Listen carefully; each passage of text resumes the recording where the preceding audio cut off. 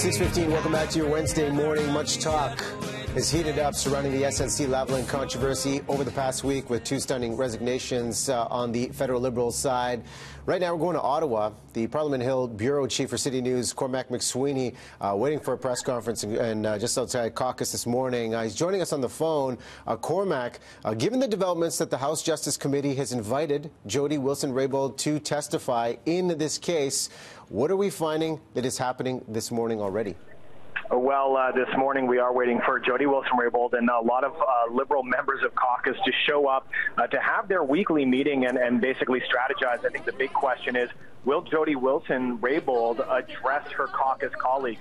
This is a controversy that has divided this party, and so questions still remain about what she's going to say at these committee hearings while they investigate the controversy, and whether or not solicitor-client privilege is going to be waived by the Prime Minister so that she can speak a little bit more freely about what exactly happened here and whether or not she felt any pressure. We're actually waiting for the Prime Minister to arrive at caucus any moment now and hear what he has to say on this on these matters. Well, there's been much focus on this solicitor-client privilege and the limitation it gives about addressing the allegations freely.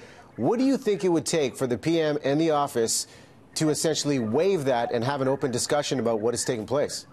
Well, the Prime Minister and some legal experts have said that there are some snags here about waiving solicitor-client privilege because depending on what could be discussed, you have some issues because there are two ongoing court cases involving SNC Lavalin, and the worry is that any comments from the Solicitor General about decision-making and what exactly happened in cabinet discussions could potentially interfere with those court cases.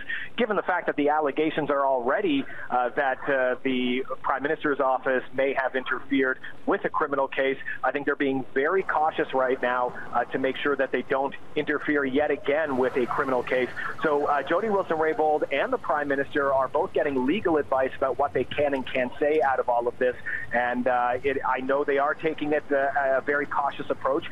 Jody Wilson-Raybould, when she surprised everybody showing up at a cabinet meeting yesterday, afterwards was asked about her discussions and what she will say, what she won't say, whether she had any pressure. She said she's still in deep discussions with her lawyer, so those conversations are ongoing. The big question is, will we get a decision on solicitor-client privilege before she testifies at that committee? Well, that's one key factor, and the word cautious stands out as you describe the process with legalities. How is the PM's office justifying the fact no one from his office has been called to testify in this controversial case so far? They haven't really to this point. Yesterday, the committee met behind closed doors in private to discuss who they would call as witnesses. And they reversed course on Jody Wilson-Raybould. Last week, they had said that they didn't want her to testify. They sort of shot down opposition efforts to get her and others from the Prime Minister's office, including the recently resigned Principal Secretary Gerald Butts.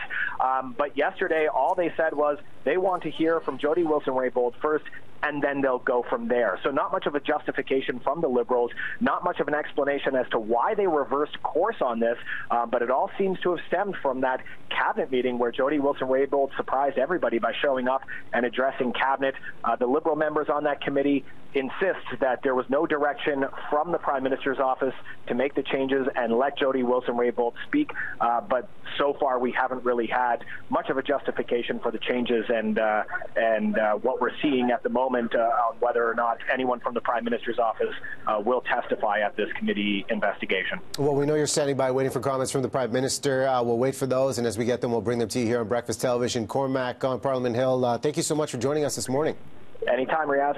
Okay, that's Cormac MacSweeney, our Parliament Hill Bureau Chief for City News. More to come on that story.